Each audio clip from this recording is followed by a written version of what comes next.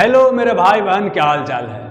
देखिए, इस लेसन में हम समझने वाले गुप्त साम्राज्य के बारे में। यहाँ से बहुत सारे कॉम्पिटिटिव एग्जामिनेशन में क्वेश्चंस आते हैं, तो इसे समझ लेते हैं। 2 लेसन बनेगा, इसमें हम बताएं गुप्त राजाओं से जो क्वेश्चंस आते हैं उसके बारे में समझेंगे, और अगला जो लेसन आएगा गुप्त साम्राज्य क्या क्या विशेषता था वहाँ पर देख लेंगे। तो पहले समझते हैं कहानी क्या एक्चुअली हुआ था। देखिए, मौर्य शासन जब यहाँ पर आया तो पूरे एरिया को कब्जा कर लिया, पूरे भारत को एक सूत्र में बांध दिए। तो मौर्य साम्राज्य आपका नीचे वाले एरिया को छोड़ करके और इधर वाले एरिया छोड़ करके पूरे भारत में था। इसके अलावा क्या था, इधर पाकिस्तान था, अफगानिस्तान, पूरे एरिया में इनका कब्जा था। बाद में मौर्य साम्राज्य जब बिखरा तो इससे 2 बड़ा बड़ा राजवंश पैदा हुआ। कुषाण वंश जो कि उत्तर भारत में कब्जा करके यहाँ शासन करने लगा, और सातवाहन वंश दक्षिण भारत में आए और शासन करने लगे। तो कुषाण वंश के अंतर्गत क्या थे, गुप्त उनके सामंत थे। सामंत मतलब क्या होता है कि कुषाण मेन राजा थे और उनके अंतर्गत गुप्त छोटा मोटा राजा थे, तो यहाँ पर शासन कर रहे थे। बाद में क्या हो कि जैसे कुषाण वंश कमजोर होता है तो गुप्त वंश का क्या होता था, स्थापना हो जाता है। तो गुप्त वंश की स्थापना कौन करते हैं, श्रीगुप्त करते हैं। ये 240 ईस्वी के आसपास की बात है। लेकिन देखिए, श्रीगुप्त से और घटोचक से लगभग न के बराबर क्वेश्चन पूछेगा। क्वेश्चन आपका पूछेगा मुख्य रूप से चंद्रगुप्त से, समुद्रगुप्त से, चंद्रगुप्त द्वितीय से, कुमारगुप्त से, स्कंदगुप्त से। तो इसको समझने का प्रयास करते हैं। तो पहला क्वेश्चन पूछेगा, गुप्त वंश की स्थापना किसने किया, श्रीगुप्त ने किया। कब किया, 240 ईस्वी के आसपास किया। गुप्त शासक जो थे ये आपका वैश्य थे, मतलब कि पहले समाज 4 वर्ण में बटा हुआ था। जो विद्वान था वो ब्राह्मण हो गया, जो राजा महाराजा वो क्षत्रिय हो गया, और जो खेती वगैरह करेगा वो वैश्य हो गया, और जो सबसे नीचे शूद्र होता था। तो ये क्या था कि खेती वगैरह करने वाले थे, लेकिन क्या हो गए कि राजा बन गए। तो मतलब कि पहले तो इनको स्ट्रगल करना पड़ेगा, किस लिए, अपने शासन प्रशासन को प्रतिष्ठा दिलवाने के लिए, क्योंकि पहले क्षत्रिय ही राजा बन सकता था। तब ये लोग क्या करेंगे, वैवाहिक संबंध स्थापित करेंगे क्षत्रिय के यहाँ, ब्राह्मण के यहाँ, ताकि इनको शासन को वैलिडिटी मिल सके। आगे आपको कहानी समझ में आएगा। तो स्थापना की श्रीगुप्त 240 ईस्वी के आसपास में। और देखिए, ईसा की बात करते हैं। ईसा के पहले नहीं, यहाँ पर ईस्वी की बात करते हैं, मतलब एडी की बात करते हैं। ईसा की पहले की होगा तो देखिए क्या होगा। ईसा मसीह का जब जन्म हुआ, यहाँ समझते हैं, ईसा मसीह का जब जन्म हुआ तो इसको 0 मान लीजिए।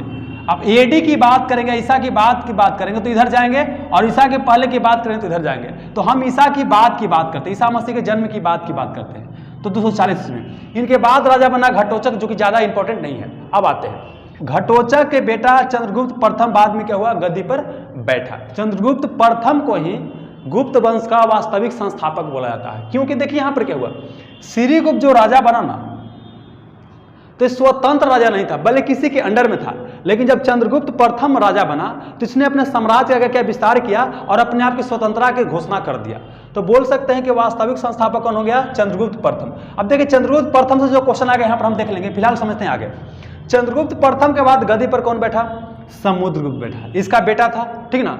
और समुद्रगुप्त और विजय प्राप्त करेगा, मतलब चंद्रगुप्त प्रथम से भी ज्यादा। और उसके बाद क्या होता है, चंद्रगुप्त द्वितीय क्या करता है, शासन में बैठता है। और चंद्रगुप्त द्वितीय को चंद्रगुप्त विक्रमादित्य बोलते हैं। और उसके बाद शासन में कौन आता है, कुमारगुप्त आता है। उसके बाद कौन आता है, स्कंदगुप्त आता है। और सबसे अंतिम शासक कौन था, विष्णुगुप्त था। और अब देखिए, पूरा कहानी को क्या करते हैं, बढ़िया समझने का प्रयास करते हैं। पहले हम बात करते हैं चंद्रगुप्त प्रथम से क्या क्या क्वेश्चन आएगा। चंद्रगुप्त प्रथम को गुप्त वंश का वास्तविक संस्थापक कहते हैं। मतलब है कि श्रीगुप्त स्थापना कर दिया लेकिन स्वतंत्र रूप से स्थापना नहीं किया, तब चंद्रगुप्त प्रथम वास्तविक रूप से स्थापना करेगा। और चूंकि हम बताएं कि ये वैश्य थे और इनको इज्जत प्रतिष्ठा प्राप्त करना है, शासन को वैलिडिटी दिलाना है, तो ये क्या करेंगे, क्षत्रिय के यहाँ शादी करने का प्रयास करेंगे। तो चंद्रगुप्त प्रथम क्या करता है, लिच्छवी राजकुमारी कुमार देवी से विवाह करता है। तो लिच्छवी लोग यहाँ पर शासन करते हैं, नेपाल के आसपास और बिहार के आसपास इलाका में, तो वहाँ शादी करते हैं। मतलब कि देखिए, क्षत्रिय के यहाँ शादी करेंगे तो उनका प्रतिष्ठा बढ़ जाएगा। आप ही किसी के यहाँ मानी के यहाँ शादी हो जाएगा तो आपका प्रतिष्ठा नहीं बढ़ जाएगा। तो इसी यहाँ पर क्या हुआ, चंद्रगुप्त प्रथम जब लिच्छवी राजकुमारी से शादी किया तो इनका प्रतिष्ठा क्या हो गया, बढ़ गया। और देखिए, 319 ईस्वी में राजगद्दी में बैठता है। कहीं कहीं बुक में 320 ईस्वी देगा, तो 319 दे या 20 दे, बात देखी है। तो चंद्रगुप्त प्रथम जब 319 ईस्वी में गद्दी पर बैठता है ना, तो यहाँ गुप्त संवत की शुरुआत करता है। जैसे कैलेंडर होता है, शक संवत के बारे में बताया जा चुका है, पिछले लेसन आप देख लीजिएगा, विक्रम संवत के बारे में बताया जा चुका है। यहाँ पर गुप्त संवत की शुरुआत करता है। तो गुप्त संवत की शुरुआत कब करता है, 319 ईस्वी के आसपास, ठीक है। अब उसके बाद क्या होता है कि बढ़िया से साम्राज्य को क्या करता है, विस्तार करता है, और बोल सकते हैं कि आधार इसका मजबूत कर देता है। तब इसके बाद समुद्रगुप्त गद्दी पर बैठता है। अब बाप की तरफ से इसको मजबूत साम्राज्य मिला है, तो अब क्या करेगा कि अपने क्षेत्र को ये और विस्तार करना चाहेगा। तो समुद्रगुप्त क्या करता है कि देखिए, उत्तर भारत में भी जीतने का प्रयास करेगा और नीचे भारत में भी क्या करेगा, जीतने का प्रयास करेगा। तो देखिए, अभी समझते हैं कि मान लेते कि ये एरिया में क्या है कि गुप्तों का शासन चल रहा है। तो इधर वाला पूरे शासक को क्या करेगा, हरा देगा, और नीचे भी क्या करेगा, हरा देगा। तो मतलब समझिए, उत्तर भारत के शासक को भी हरा दिया और नीचे भारत के शासक को भी हरा दिया। मतलब समुद्रगुप्त कई सारा विजय प्राप्त करता है। इसी के उपलक्ष्य में से क्या बोलता है, भारत का नेपोलियन।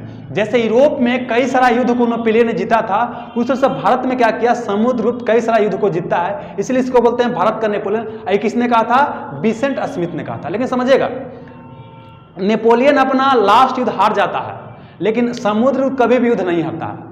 तो देखा जाए तो समुद्रगुप्त तो ज्यादा महान हो गया ना, लेकिन देखिए क्या हुआ, आधुनिक इतिहास यूरोप के आधार पर लिखा गया है, तो हम यूरोप से किसी को तुलना करते हैं, जबकि कहना क्या चाहिए था, नेपोलियन को यूरोप का समुद्रगुप्त कहना चाहिए था।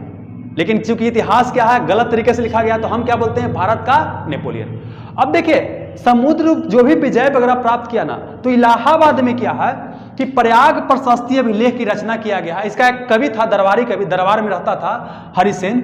इसमें इसका समुद्रगुप्त जीत को बहुत बड़ा बताया है कि एकदम ऐसे जीता उसे जीता। अब देखिए, चूंकि दरबारी कवि है तो कई बार चाटुकारिता भी किया है, मतलब अगर समझिए इतना बड़ा जीत किया होगा तो इतना बड़ा बता दिया है ना, तिल के ताड़ बना दिया। तो कई बार क्या है, समुद्रगुप्त जितना विजय प्राप्त किया ना, तो कई विद्वान को लगता है कि झूठ सच लिख दिया है हरिसेन।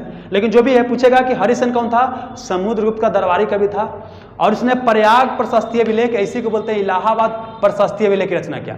देखिए, प्रशस्ति मतलब क्या होता है, किसी के प्रशंसा में लिखा गया लेख को बोलते हैं प्रशस्ति अभिलेख बोलते हैं। अब देखिए, यह क्या था कि जब कई सारा जीत प्राप्त किया तो इन्होंने विक्रमांक उपाधि धारण किया। क्या, विक्रमांक मतलब होता है विजेता। और साथ ही क्या है कि कविता वगैरह इसको बहुत प्रिय था, मतलब कवि के संगत में रहता था, तो इसको कविराज भी कहा गया। और संगीत से भी बड़ा समुद्रगुप्त प्यार करता था, तो इसलिए इसको संगीत प्रेमी भी कहा गया। और कई सारा सिक्का पर इसको दिखाया गया है बिना बजाते हुए, तो इसलिए पता चलता है कि समुद्रगुप्त क्या था, संगीत का प्रेमी था।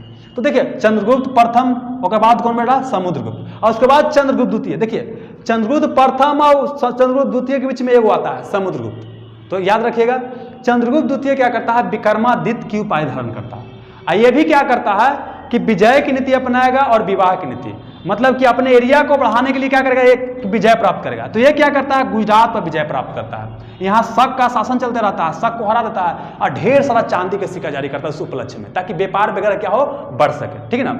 अब गुजरात को जीता क्यों, क्योंकि यहाँ से व्यापार वगैरह चलता है, तो व्यापारिक एरिया को जीत लेगा, तो वहाँ से टैक्स वगैरह वसूलेगा, तो साम्राज्य और मजबूत होगा, तो इसको जीत लेता है शक को हरा करके। और विवाह की नीति के तहत क्या करता है कि देखिए, ये जो है आपको एरिया दिखाई दे रहा है, ये जो एरिया दिखाई दे रहा है, यहाँ पर क्या है कि वाकाटक राजा के राज रहता है, ब्राह्मण जाति के होते हैं। तो ये क्या करेंगे कि ब्राह्मण जाति में अपना बेटी का विवाह कर देंगे। मतलब चंद्रगुप्त द्वितीय क्या करता है, चंद्रगुप्त विक्रमादित्य, इनका बेटी प्रभावती होता है, तो अपना बेटी का यहाँ पर शादी कर देते हैं। अब ब्राह्मण जाति में शादी हो गया, ये था बेस्ट, इसको और सामाजिक प्रतिष्ठा वगैरह मिल जाएगा। जैसे विवाह होता है तो कुछ सालों के बाद प्रभावती का पति मर जाता है, और तब तक प्रभावती का बच्चा हो जाता है, तो उसका गार्जियन बनकर प्रभावती क्या करती है, यहाँ पर शासन करना शुरू करती है। लेकिन बोला ही जाता है कि बस नाम मात्र के प्रभावती शासक थी, सब काम चंद्रगुप्त द्वितीय करता था। मतलब कोई भी काम प्रभावती को करना होता था तो चंद्रगुप्त द्वितीय से ही पूछे करता था। मतलब बोल सकते हैं कि यहाँ पर भी कौन शासन कर रहा है, चंद्रगुप्त द्वितीय ही शासन कर रहा है। चंद्रगुप्त द्वितीय के दरबार में 9 रत्न रहते हैं। 9 रत्न का मतलब क्या होता है, विद्वान। 9 को विद्वान आदमी रहता था। देखिए, आपको जैसा संगत रहेगा ना वैसा आप बन जाएगा। अगर विद्वान का संगत में रहिएगा तो आप विकास करबे कीजिएगा। तो चंद्रगुप्त द्वितीय के दरबार में 9 रत्न रहते थे, उसमें कुछ का नाम याद रख लीजिए, जैसे एक आर्यभट्ट हो गया, अमरसिंह हो गया, वराहमिहिर हो गया, कालिदास हो गया। ऐसा कई सारा पुस्तक की रचना किया। जब नेक्स्ट लेसन आएगा उसमें आपको बताया जाएगा। दिल्ली में क्या है, कुतुब मीनार है, और कुतुब मीनार के पास क्या है, लोहा का बहुत लंबा स्तंभ रखा गया है, और उस पर अभी तक जंग नहीं लगा है, और उस पर चंद्र नामक राजा के नाम लिखा गया है। तो उससे यह पता चलता है कि चंद्रगुप्त द्वितीय के बारे में ही आपका लिखा गया है। मतलब कि पूछेगा कि दिल्ली के में जो लौह स्तंभ है किससे संबंधित है, तो चंद्रगुप्त द्वितीय से संबंधित है। और वहां पर इतना आप समझ सकते, उसमें साइंस एंड टेक्नोलॉजी कैसा होगा कि अभी तक उस पर जंग नहीं लगा। बाहर लोहा रख दीजिएगा तो जंग लग जाता तुरंत ही, अभी तक जंग नहीं लगा। मतलब गुप्तों के समय विज्ञान और टेक्नोलॉजी बहुत ही उत्तम कोटि का होगा। चलिए आगे आते हैं। चंद्रगुप्त द्वितीय के बाद क्या होता है, कुमारगुप्त राजा बनता है। और इससे पहले वाला जितना राजा होता है सब हिंदू धर्म को मानता है, वैष्णव धर्म को मानता है, मतलब विष्णु भगवान को मुख्य रूप से क्या करता है, पूजा करता है। और यह कुमारगुप्त क्या करता है, हिंदू धर्म के छोड़ देता है और बौद्ध धर्म क्या करता है, अपना लेता है। और बिहार के नालंदा में क्या करता है, नालंदा विश्वविद्यालय की स्थापना करता है। और नालंदा विश्वविद्यालय बौद्ध शिक्षा के लिए बहुत प्रसिद्ध हो जाता है। बाद में कई सारा चीनी यात्री जब आता है, संवर्धन के समय हेनसांग आता है तो इसमें शिक्षा ग्रहण करने आता है। बहुत मतलब बड़ा विश्वविद्यालय होता है। बोला जाता है कि यहाँ पर हजारों स्टूडेंट के रहने की व्यवस्था था, है ना। चलिए, तो बाद में क्या होता है, यही नालंदा विश्वविद्यालय को बख्तियार खिलजी जब आक्रमण करता है बिहार पर, कुतुबुद्दीन ऐबक का सेनापति होता है, वो इसको क्या करता है, तोड़ देता है। जब आपको हम बख्तियार खिलजी के बारे में बताएंगे तो वहाँ डिटेल से चर्चा करेंगे। फिलहाल समझिए कि कुमारगुप्त नालंदा विश्वविद्यालय की स्थापना करता है और बख्तियार खिलजी उसको क्या करता है, ध्वस्त कर देता है। आगे आते हैं। अब कुमारगुप्त के बाद कौन शासन में आता है, स्कंदगुप्त आता है।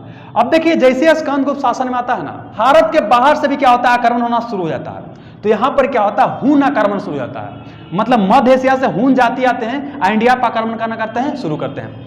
लेकिन जब तक स्कंदगुप्त रहता है, हून के आक्रमण को सफल नहीं होता है, मतलब इंडिया में इसको प्रवेश करने नहीं देता है। तो क्वेश्चन पूछेगा, किसके समय में या किस गुप्त शासक के समय में भारत पर हून आक्रमण शुरू हो गया था? तो स्कंदगुप्त के समय में हून आक्रमण शुरू हो गया था। अगला क्वेश्चन पूछेगा, गुप्त वंश का अंतिम महान राजा कौन हुआ? स्कंदगुप्त। एक बाद जो भी राजा आएगा ना, सब निकम्मा आएगा, मतलब कि बोल सकते हैं कि ज्यादा प्रभावशाली नहीं रहता है। तो अब लास्ट में याद कर लीजिएगा कि गुप्त वंश का अंतिम शासक कौन था? विष्णुगुप्त था। आगे और समझिए, एक और यहां से क्वेश्चन पूछेगा गुप्त वंश से कि सती प्रथा का पहला प्रमाण कहां मिलता है? तो सती प्रथा का पहला प्रमाण गुप्त साम्राज्य के समय में मिलता है। भानुगुप्त का एरन अभिलेख लिखा गया है, ये 510 ईस्वी का अभिलेख है, 510 ईस्वी का है। इसमें बताया गया है कि एक व्यक्ति होता है जिसका नाम होता है भोजराज, उसका वो जब मर जाता है तो उसका पत्नी भी उसके चिता में साथ जल जाता है, इसी को सती प्रथा बोलते हैं। तो देखिए यहाँ पर हमने क्या क्या देखा, और फिर समझाते हैं। मौर्य वंश के जैसे विघटन होता है तो कुषाण वंश उत्तर भारत में या दक्षिण भारत में सातवाहन वंश। कुषाण वंश के अंतर्गत ही गुप्त क्या थे? सामंत थे, जो गुप्त वंश की स्थापना कर लेते हैं। इसका संस्थापक होता है श्रीगुप्त, जो कि वैश्य जाति का होता है, और श्रीगुप्त के नीचे घटोत्कच आता है, हमारे लिए इंपॉर्टेंट नहीं है। फिर क्या हमने देखा कि इसका वास्तविक संस्थापक कौन हो गया? चंद्रगुप्त हो गया। चंद्रगुप्त के बाद कौन हो गया? समुद्रगुप्त गद्दी पर बैठता है, और समुद्रगुप्त के बाद कौन हो गया? चंद्रगुप्त द्वितीय, जिसको विक्रमादित्य बोलते हैं। और उसके बाद कौन आता है? कुमारगुप्त आता है। उसके बाद स्कंदगुप्त आता है। चंद्रगुप्त प्रथम से क्वेश्चन पूछेगा, गुप्त वंश का वास्तविक संस्थापक 319 या 20 ईस्वी में गद्दी पर बैठता है और गुप्त संवत की शुरुआत करता है। लिच्छवी राजकुमारी कुमार देवी से विवाह करता था कि इसको सामाजिक प्रतिष्ठा बढ़े। फिर समुद्रगुप्त आता है, बाप की तरफ से बढ़िया इसको मजबूत साम्राज्य मिलता है, तब पूरा विजय प्राप्त करता है, कई सारा विजय प्राप्त करता है, इसलिए इसको बोलते हैं भारत का नेपोलियन। और विसेंट स्मिथ ने इसे कहा था भारत का नेपोलियन। हरीशन इसका दरबारी कवि था, जो कि इलाहाबाद या प्रयाग प्रशस्ति अभिलेख की रचना किया। इसने कविराज या विक्रमांक की उपाधि धारण किया। संगीत प्रेमी था, इसको सिक्का पर बिना बजाते हुए दिखाया गया है। फिर इसके बाद चंद्रगुप्त द्वितीय गद्दी पर बैठा, जिसको विक्रमादित्य बोलते हैं। और भारत के इतिहास में 14 को विक्रमादित्य हुआ है, मतलब विक्रमादित्य को उपाधि धारण किया है। सबसे महान विक्रमादित्य यही था। अब विजय और विवाह दोनों की नीति अपनाता है, और यह क्या करता है? इसका दरबार में नवरत्न रहते हैं, लौह स्तंभ का संबंधित से। एक और यहाँ पर क्वेश्चन छूट रहा था, बताते हैं। फहियान नामक चीनी यात्री, फहियान नामक चीनी यात्री चंद्रगुप्त द्वितीय के समय में ही भारत आया था। ये क्वेश्चन याद रखिए, क्वेश्चन पूछा जाता है। फहियान नाम था। कुमारगुप्त उसके बाद आता है, बौद्ध धर्म को अपना लेता है, नालंदा विश्वविद्यालय की स्थापना करता है। नालंदा विश्वविद्यालय को बख्तियार खिलजी क्या करता है? तोड़ देता है। चलिए आगे आते हैं। कुमारगुप्त के बाद स्कंदगुप्त शासन में आता है। यहाँ पर हून आक्रमण भारत पर शुरू हो जाता है, लेकिन इसको विफल कर देता है। और बाद में क्या होता है? अंतिम शासक विष्णुगुप्त होता है, और इसके बाद गुप्त वंश क्या होता है? समाप्त हो जाता है। तो इतना याद रखिएगा। अगला जब आएगा तो गुप्त साम्राज्य क्या क्या विशेषता था, कौन सा धर्म को मानते थे, कैसा समाज था, इस सब के बारे में, कैसा टेक्नोलॉजी था, सब के बारे में चर्चा करेंगे। ठीक है बाबू, धन्यवाद।